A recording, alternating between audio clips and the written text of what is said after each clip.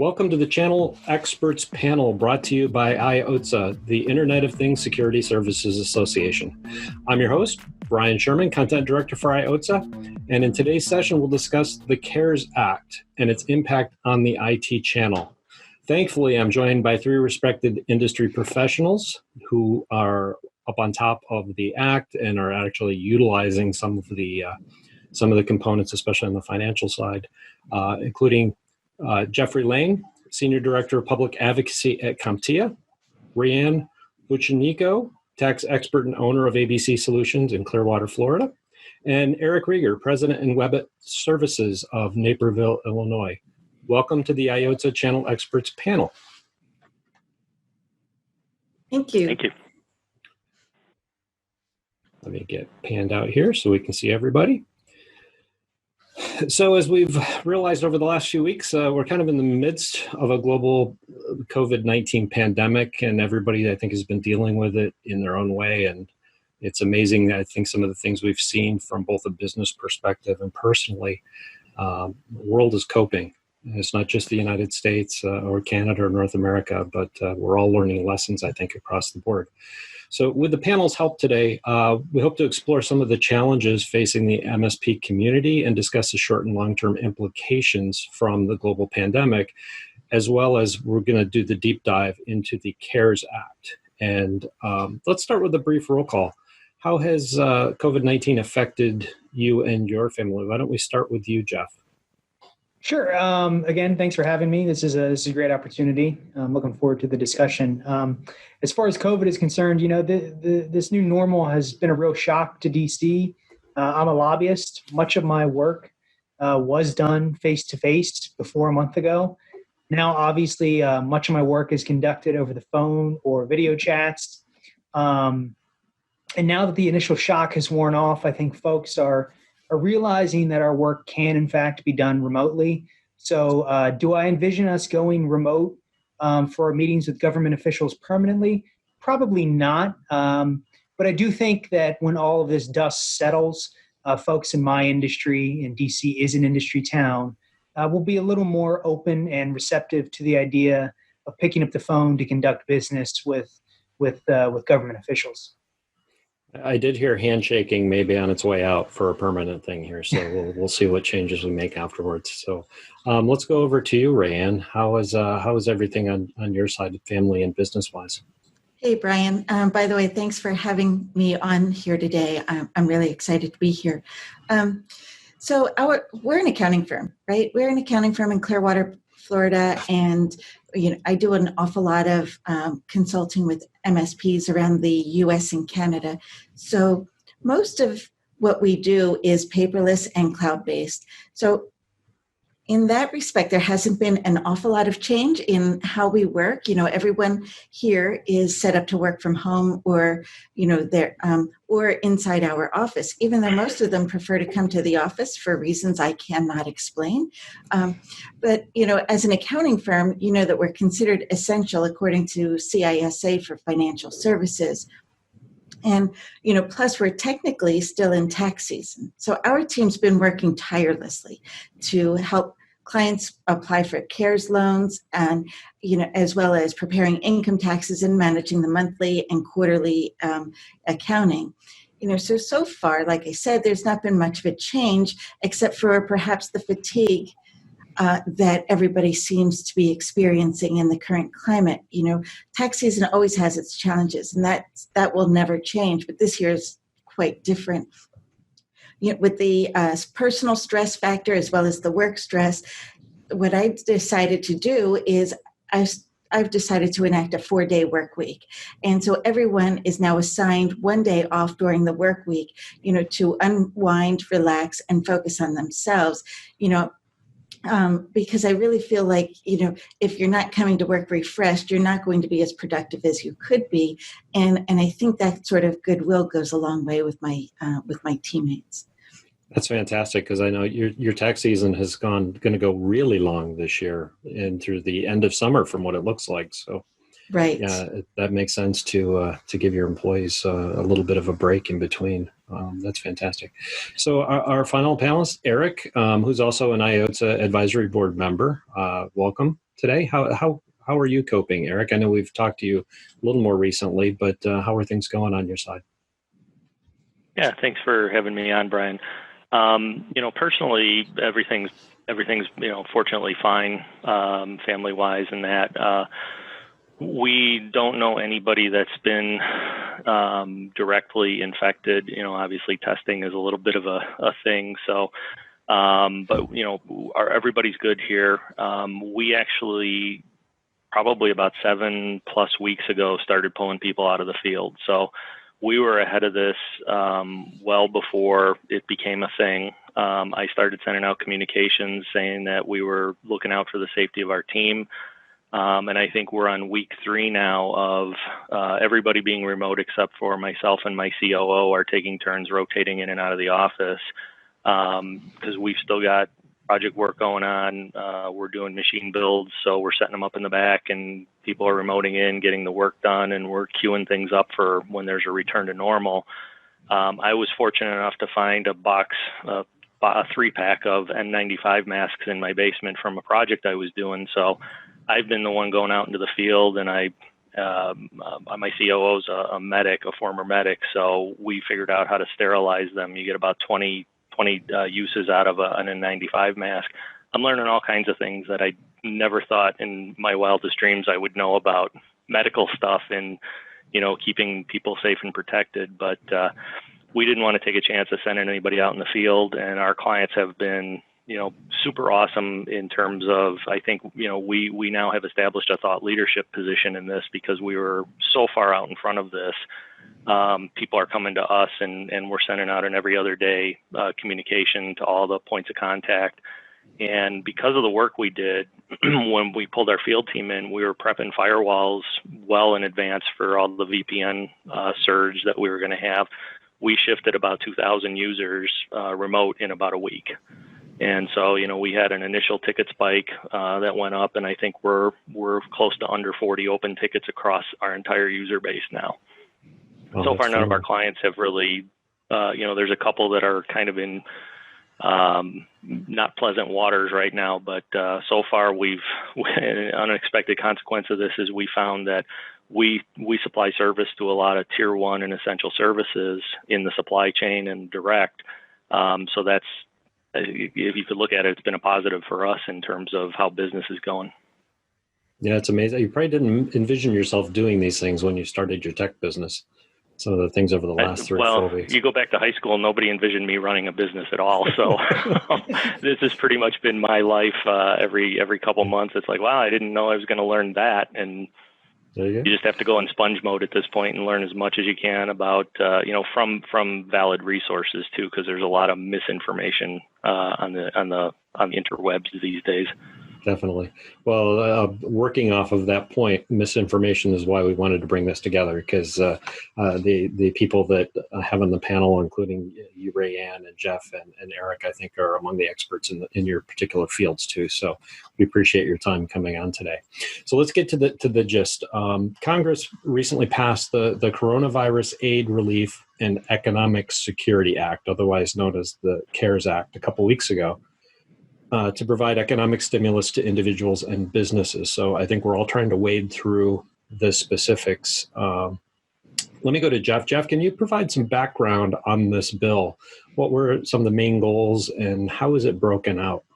Sure. The backstory in CARES is, basically, from a Washington point of view at least, is speed. The bill was crafted and voted on in relatively short order.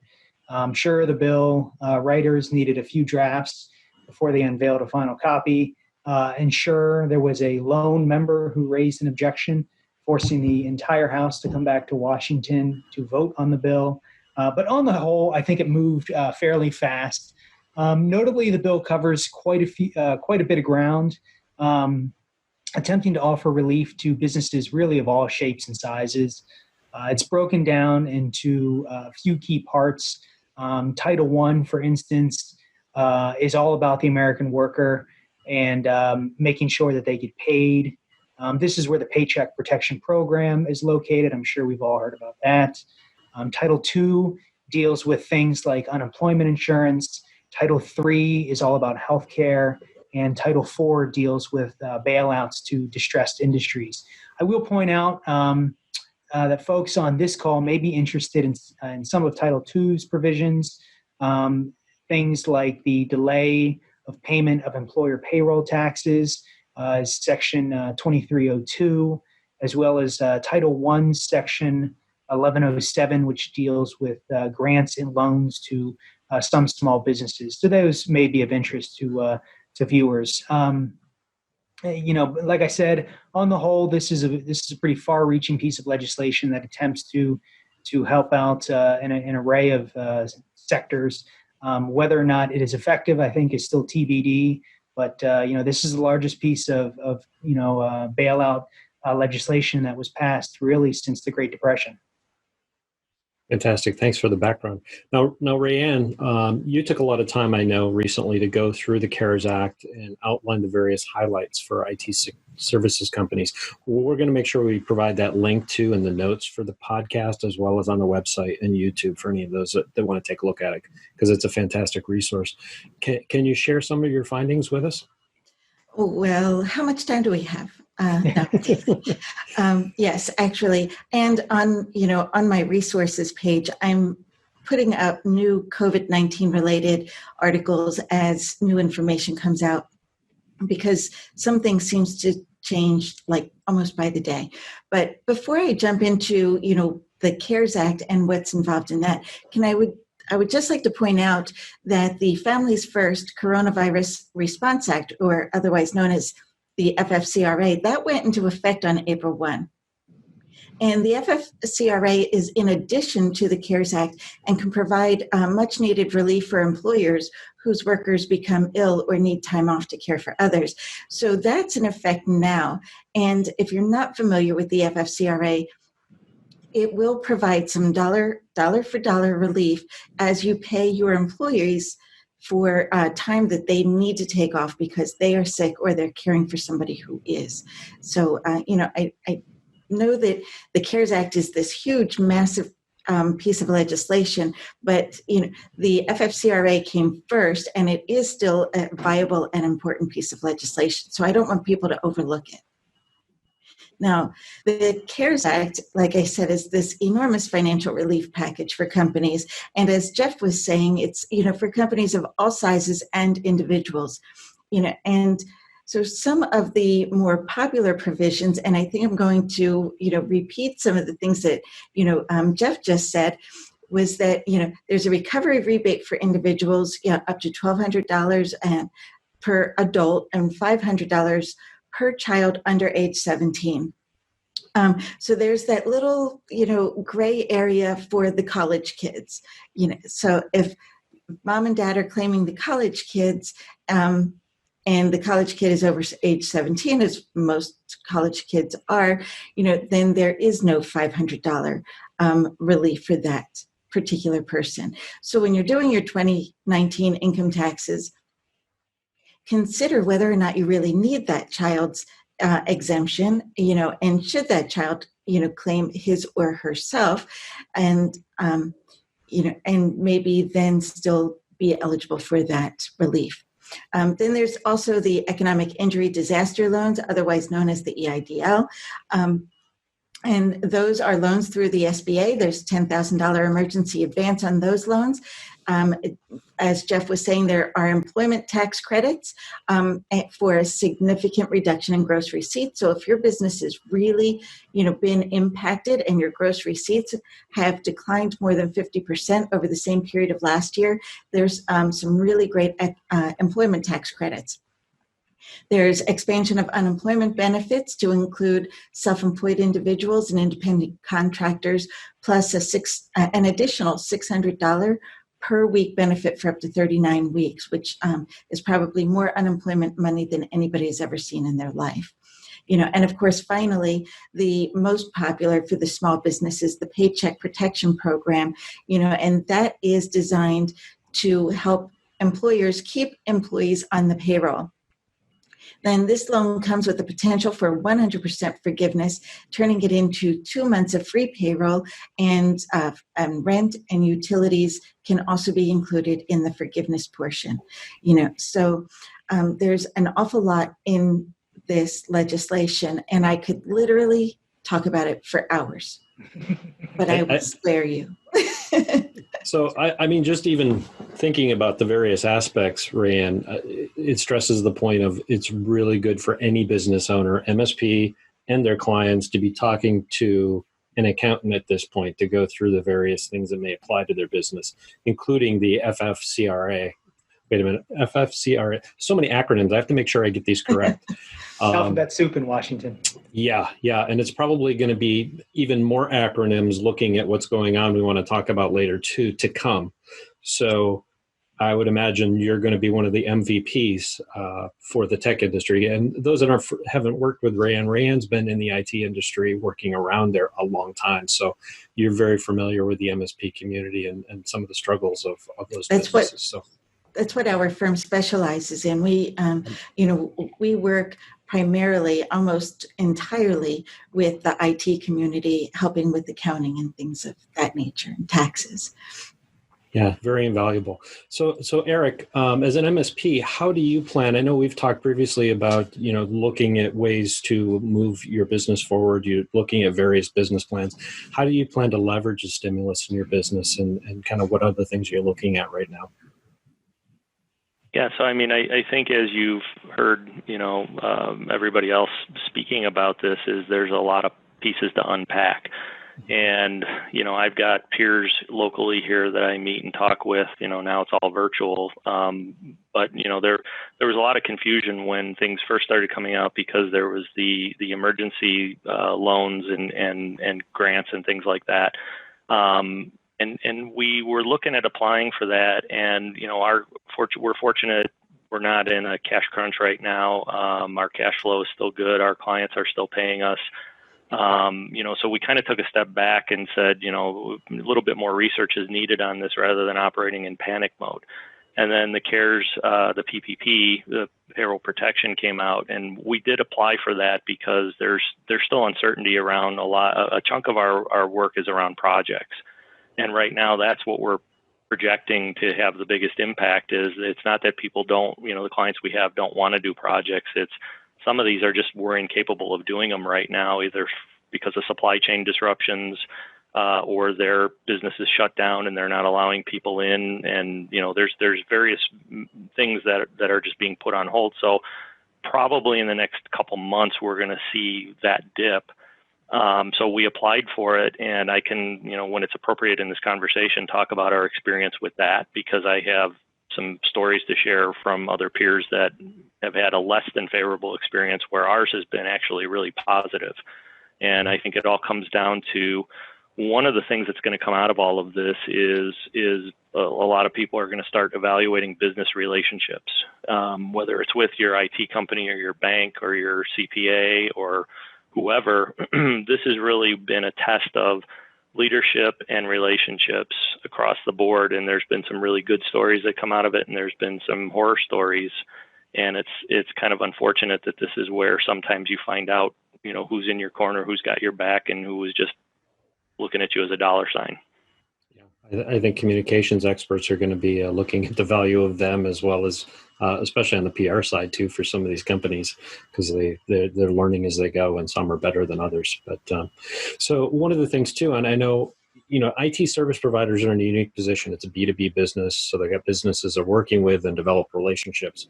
And I've talked to a number of MSPs over the past 2 weeks that have been educating their clients on, or trying to educate their clients on the CARES Act, and sharing information, especially on PPP, the Payroll Protection Program, to encourage customers not to lay off their own employees, because obviously that's a trickle-down effect. Is you don't want them getting rid of their seat licenses. You'd want to keep them working as much as possible, and there's money available for that. As trusted advisors, companies are looking to them for advice. What are some of the resources that B2B companies can share with their business customers? And I'll throw that out for the group, whoever would like to answer. I have a couple. Okay. So, for important information such as this, I generally tend to stay away from mainstream media publications, because I like to hunt down the original source. And that's primarily why I spent the weekend reading 880 pages of the original CARES Act bill, because I really wanted to read it for myself. Then I compared my notes with other industry publications to ensure that my interpretations, were accurate.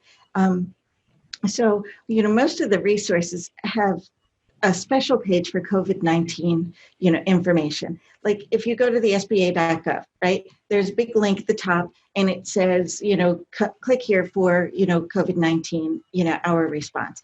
And if you go to the IRS.gov, they have a whole page where they are constantly updating, every time there's a change in policy or a change in, a tax regulation, it's being posted in the irs.gov/coronavirus.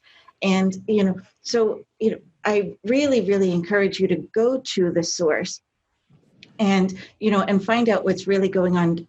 Don't read CNN, don't read, Fox News, don't read the mainstream media, get out there and find your own resources. And there's one resource that I think is so overlooked that I'd really like to point it out. So there's a fantastic page at the National Governors Association website. It's nga.org. And they provide links to each state's governor's page. And the governor of each state has their own information for state-backed resources and funds and programs, so that you may not realize that that your state, whatever your state is that you live in, has programs available to help you as an individual or you as a business. So don't look beyond, don't just look for the federal government response. Also check out your state organizations, because there's a lot of programs out there. The government, the federal government, gave a lot of money to states, and those states are trying to give it to you. Awesome advice. Geoff, I know CompTIA has put together some things as well. Can you share some of the resources you have available? Yeah. In fact, CompTIA has we launched a portal just a few weeks ago with information that our members can visit and read about.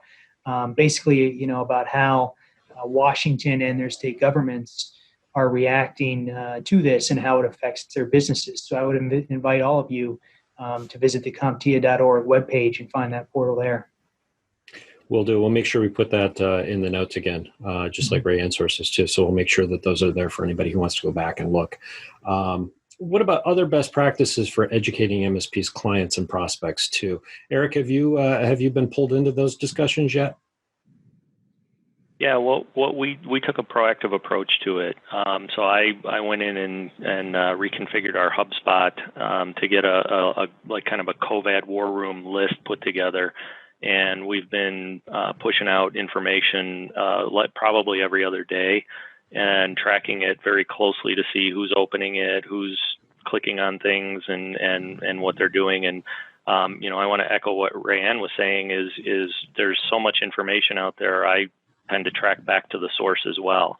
So there was a lot of things from the state of Illinois that were put out directly early on, especially on the unemployment, what was going to be happening, and as the CARES and the PPP stuff became signed into law, then we were pushing that information out direct from the source, and encouraging people to make sure that if they had questions, they could reach out to us, because we're all in this together. We're any piece of information we had that was legitimate got pushed into that pipeline, and the responses have been phenomenal. I mean, people are thanking us again for taking a leadership position on this, and we don't oversell.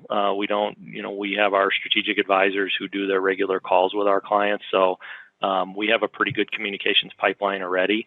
But this was a time where there's never such thing as over communication. Even though their inboxes are flooded, they're getting information from somebody they trust. And so we've now, again, taken kind of a thought leadership position on this, and just being human and sharing our own experiences too. I think that's a key factor in this is, people are more willing to tell you where they stand if you're the one that's kind of opening the kimono first and, sharing your experiences. Yeah, to your point about communication, though, I think on COVID, it can be overwhelming, though, for those that haven't had to deal with this. So they are looking to trusted people, whether it be their CPA or their IT person in some cases. But yeah, if you can provide valued information and get it out to your trusted clients, I don't think that's ever a bad thing. I stopped using COVID in the communication terms because every piece of email I'm getting is COVID-19. It's like you're just falling into that trap. And so it would just be like WebIT Tech Tip or WebIT, Security Bulletin or, WebIT Information Update, something like that, just so that it stands out from all the other, subject lines in their inbox. Well, they're paying more attention to you. I call mine accounting and tax update. But that's good because, that's what they're looking for. They trust that more than they trust everything saying COVID-19 or coronavirus coming in. Well, we also know how to talk to our clients. We understand their language and they understand our language, because we have that personal relationship. So if you can break it down into words in a format that that they will understand, it kind of makes them feel like, okay, this guy's got my back, and I've been telling, what Eric just said, I've been telling this to MSPs, for the last 2 weeks. You really need to communicate with your customers and talk to them and explain to them what's going on, offer to help to train their employees on how to work remotely. These people don't know how to work remotely. We've been doing it forever. We've been doing it for 20 years, but the secretary and receptionist, they've never not sat at a desk. And so a lot of people may be struggling with how to, transition from the office life to the home life and still remain a productive employee. There's just so many opportunities to get out in front of your customers, and train them and help them, and they will not forget that anytime soon. Yeah. Sometimes you forget that you're so used to doing some things that people would consider you an expert. Like all of a sudden, I'm a Zoom expert to the Boy Scouts and to I'm involved in a lot of organizations, and so at night I'm doing a lot of Zoom calls. But you know what? Because I can, I'm happy to do it. But that's as an IT provider, that's the things that you do that you can share that we may not think about. So, Geoff, we're hearing a lot about other types of proposed legislation. I think I just saw earlier today, they're looking at version 2, version 3 from Congress to deal with the economic side of the pandemic. What do you expect to come next? What are you hearing from the Hill? Yeah. I think the next few weeks will be very interesting for a time. And by a time, I mean like 1 week. The thought was Speaker Pelosi would move fast to enact another large, far-reaching recovery package. I think that line of thought has changed a bit recently. Over the past few days, instead of referring to the next package as the Phase 4 stimulus, lawmakers have started referring to it as the CARES Act 3.1, which is to say the next package could be a smaller rifle shot approach to make a few adjustments on the margins. There are also folks who believe that after CARES 3.1 is completed, a larger, more far-reaching bill that tackles things like infrastructure could be in the works. This is important because there are members on both sides of the aisle in both chambers who have been clamoring for the opportunity to work on things like 5G deployment or workforce development issues. And when I talk about workforce development issues, I'm talking specifically about STEM issues and tech issues and other issues similar to that. So we at CompTIA will be monitoring these developments closely. We don't have a timeline yet for either bill, CARES Act 3.1 or the larger infrastructure package. But again, we'll be watching it closely and weighing in on those issues that are important to the industry. Yeah, so not to muddy the waters, but all the things we're discussing today, and Rayanne went through a whole host of them, could be additional things that MSPs are going to need to think about or additional information they can share with their clients going forward. Yeah. So, I mean, when you think that the CARES Act is the third stimulus in response to COVID, and we could be going to a fourth and a fifth stimulus. That's a lot of ground to cover. Yeah, that's a lot to deal with. And I know that I've talked to and even seen, I've been watching the forums of MSP saying, you know what, I'm good cash flow wise and things are going well. And even in our business, we look at it, but you also look at the fact that some clients are going to have trouble probably even making their payments because they can't get into offices and logistics. So from even healthy MSP's perspective, you should be looking into the options at least here, even if it's not an emergency situation. And just to give you an example, I was looking at the 2112 group research, which Larry Walsh and his team have been doing weekly, looks at the COVID-19 pandemic and how it's affecting the channel. They found that 21% in the most recent one, which was like last week, 21% of MSPs are concerned about clients looking to renegotiate terms. Not a very high number. 18% were worried about cash flow disruptions, even lower number. Supply chain, remote work management, and safety were all ranking higher at this point, which I guess you would expect, especially the safety part, making sure their employees as well as their clients are in a good position. But one could assume that when the dust settles, the financial concerns will increase, I think, as time goes on.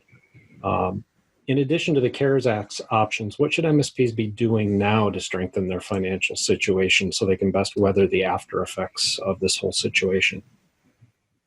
Rayanne, do you want to jump in on that?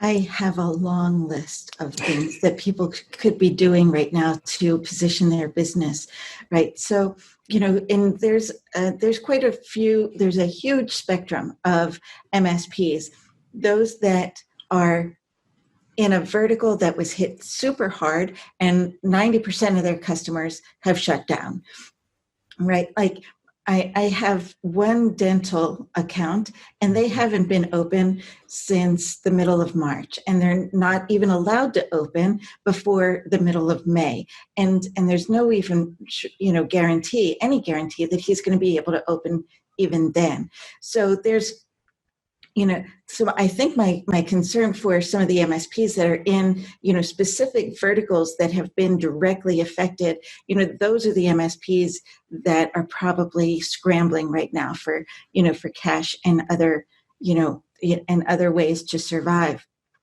So, and I've talked with a number of people, and for 2020, I think the going rate is, most MSPs are going to see a reduction in revenue of approximately 30%, or 1/3 of your income for the year 2020. And if you assume that to be true, even though it may not be true today, but if you assume that to be true, what you can do is start now and really, firm up your income streams and make sure, what would your business look like with 30% less revenue? What costs can you cut? Are there subscriptions that you're paying for that your customers aren't using, and I'm not talking about actual agents or seats and removing that sort of thing. I'm talking about subscriptions that aren't being used, and take a real hard look at your packages, and because your customers may not need bells and whistles and, shiny, glittery things right now. What they need is functional and secure and solid, and so, if you're talking about, rather than cutting into your profit margin, maybe you start taking a hard look at your bundled packages, and say, okay, I get that you need a lower bill, but, maybe you don't need all of these, all of these super cool and pretty, pretty things. So that's one thing that you can do. You can also focus your efforts on your expertise and market your specialty right now, and put yourself out there as an expert in whatever you're that expert in, and get out there and make sure that people see you and hear you, and send out those weekly, newsletters like Eric is doing, and keep them informed, and pick up the phone and call them and say, hey, how are you guys doing? What can I be doing to help you? Be their partner, not somebody trying to sell them something, but somebody who's trying to solve a problem. Any thoughts? Initial thoughts. Yeah, no, those are great. Eric, any additional thoughts on that part from what you're doing? Yeah, I think Rayanne is spot on in terms of, the structure of the organization before the pandemic really kind of determines then how they're handling the pandemic. So if you were very niched and specialized, and that happened to be one of the industries that got hit and they're shut down, like if you were an MSP that dealt with restaurants and entertainment, I don't see how you survive this, if that was your core client base. Fortunately, as I said, for us, we had, a vast majority of ours are in the tier 1 supply chain that have either were in medical supplies or have converted to medical supplies, or they're essential services and they're still functioning. We're also diversified in our revenue streams where we do development work as well. So we've actually picked up 2 new clients since the pandemic. So we're +2 on the client side. One of them I can't really talk about yet because we signed an NDA for a development project, but it's actually going to help the entire state of Illinois with food insecurity. So and that's a potential long-term play. And our nonprofits have been asking more and more of us since this whole thing started. So we have a diverse portfolio, which has helped us, stay fairly well positioned right now. And we're looking at what can we learn from this, because our position on this is there's going to be this post-COVID, kind of return to normal thing. And people are going to maybe take a step back and breathe a sigh of relief. And we're going into full-on planning mode for round 2. We're of the mindset that this is going to be a repeat performance in the fall and in the winter, maybe not to the extent it is now, but listening to the scientists talk about this, we feel that there's going to be a kind of a 1918 pandemic repeat where it came back with in a second cycle in the following fall. So we're keeping a close eye on that. We're having discussions on that right now, so that again we can properly position is if the summertime comes and that personal protective equipment is in stock again, we're going to be stocking up on masks and gloves and things like that. Just to prepare, you got to be ready for a round 2 if there is going to be one. Those are great points. Can Sure, I jump in real fast? Hey, Eric, you were talking about your nonprofit customers, and there are a ton of provisions in that CARES Act to help those nonprofits, so they can be applying for grants and, and I don't know if they know about it or not, it doesn't hit the mainstream. But, it's one of those things that if you just said, here, hey, Mr. and Mrs. Nonprofit, this is some information that you might find helpful, and, and just kind of spoon feed it to them. And they will be so thankful, even though they may already know it, but at least you were thinking of them. Yeah, absolutely. 100%. One of the other things I think we're seeing from the discussions with the MSPs are a lot of them are finishing and making sure all their integrations are done and their automations are all up to speed, because if you've got a little downtime, this is the time to tweak everything, make sure that you're using the least amount of bench work as possible, so that if this does prolong or there's another round and you have to let people go, that your business will be more secure that way too.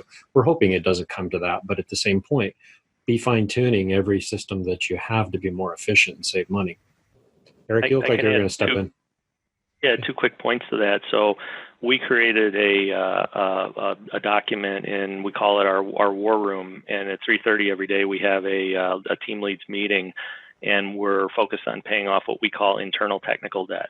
So it's exactly what you were talking about, is where do we have efficiency gains, where our processes aren't maybe up to speed.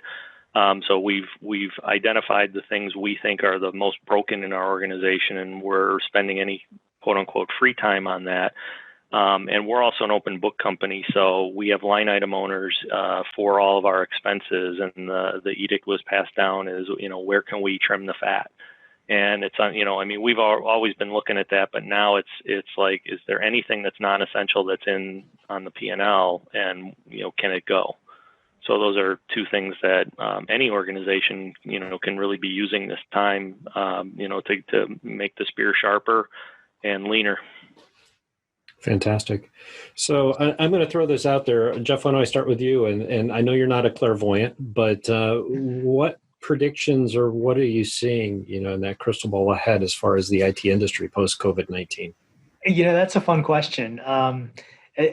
My prediction is that I think our industry will look at this as an opportunity to really deepen roots and grow. As I mentioned at the outset, many of my meetings are now being conducted over the phone or online.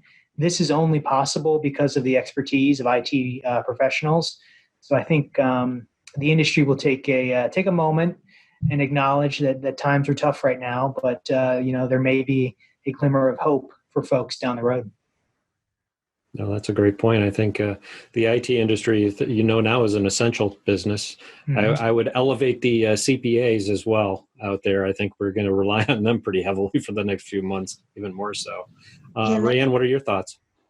My thought is that next tax season is going to be just as challenging as this one.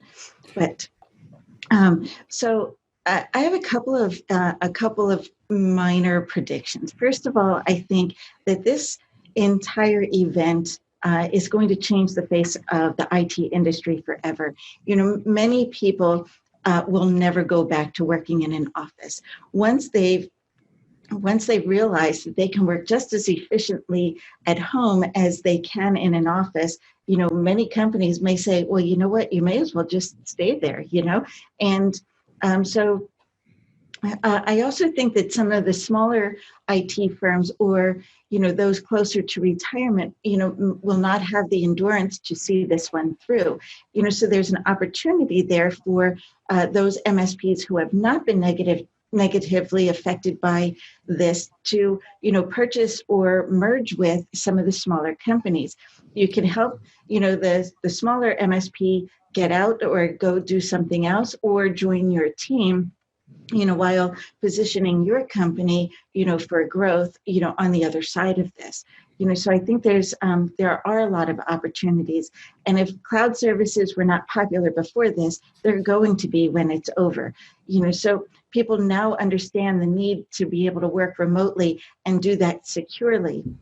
And so when the travel industry reopens, I think we're going to see a lot of people, saying, hey, why am I going to this office? I should be out there living life. We all are now facing, the biggest pandemic that, we'll ever see in our lives. And I think that people may actually wake up saying, life is not supposed to be inside an office, clicking on a keyboard, And if I can maybe do some sightseeing or living life, I think I want to get out there and do that. And hey, check this out. I can bring my work with me. So, so I think you're going to see a huge pivot in, how people work. And that's going to stick around for a long, long time. And I will be sorry to see the handshake go away. So your point, though, it might not be good to invest in commercial real estate moving forward, at least for the short time, because that could be the one that suffers if they don't need as much rent. Eric, how about your crystal ball? Well, I really think there's gonna be a shakeout. I think there's just the unfortunate side effect is some businesses in all industries just aren't going to be able to survive this, and it's going to force organizations to take a hard look at the relationships they have, their go-to-market strategies, what they're offering. We're even considering adding a couple different things, just based on what we see a potential need for if companies have to start pivoting and planning for 50% or more remote workforce. You look at things and, the cloud has been around for a long time, but it's had its place and its moment for certain types of organizations that, maybe multiple locations or geographically dispersed and things like that. Now you've got it's a potential fit for even just a one location organization, depending on how they view this and how often they think they're going to need to pivot to being a remote workforce. So I think we're all going to have to really seriously evaluate, and again, if you're heavily focused on one or two verticals, how likely are those verticals to be impacted by not just this, but something in the future? This could be a lesson for other types of events too. Yeah, good reason for diversification. That's a good point. So why don't we do just a quick round of final thoughts? Geoff, starting with you, anything that we haven't covered? Sure. This kind of touches on what Rayanne was speaking to earlier. get to know the websites and the staffs of your elected officials, whether state, local, or federal. Having those relationships is important. These people and these websites can help you better understand what resources are available to your companies, financial or otherwise. Very good. Rayanne?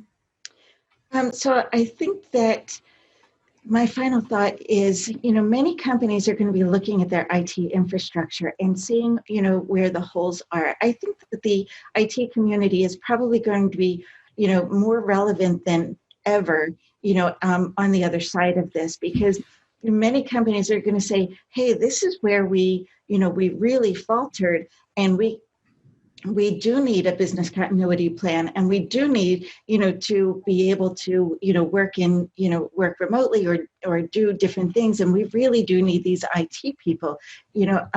I think that the other companies that are still skeptics, like, oh no, I got this, I can plug a computer in, I think they are probably sitting back saying, maybe I didn't know so much about computers as I thought. And so I think there's going to be a newfound respect for the IT community, and and to that regard, perhaps even a push for a bit of regulation. Very good. And Eric, wrap up with you. Yeah, I think there's, to echo what's been said, there's going to be a hard review of relationships, business relationships across the board. So who was there supporting, who was trying to sell to me instead of, figure out how to help me. I think that's going to be, across industries, not just in IT. So this is the time to shine in terms of being a thought leader, being, somebody who's a true partner.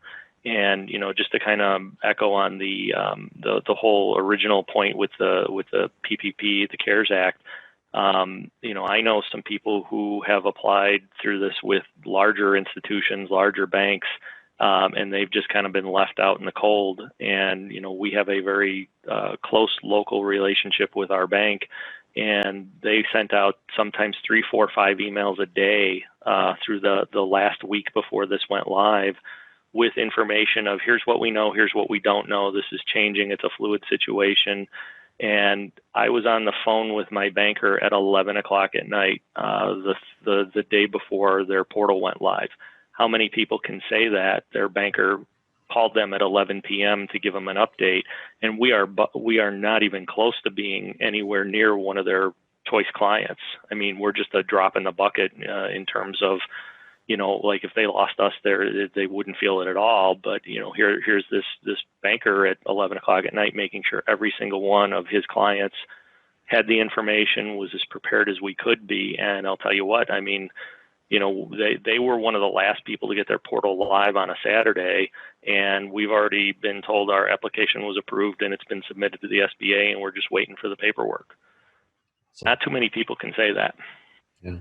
At the end of the day, it comes down to people and relationships, like you pointed out. I think that's fantastic. Absolutely. Fantastic. Well, also I want to remind everybody before we sign off today that the resources will be in the notes too.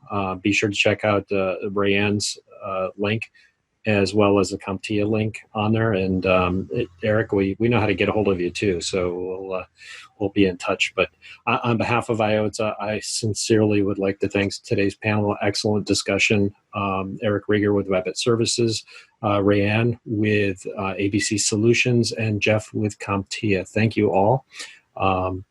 Be sure to check out our library of channel-related web panels and podcasts at IOTSSA.com. We'll try to keep you up to date with the latest information that we have available to help everybody get through this. Have a great day, and please take care. Thank you. Thank you. Thank you.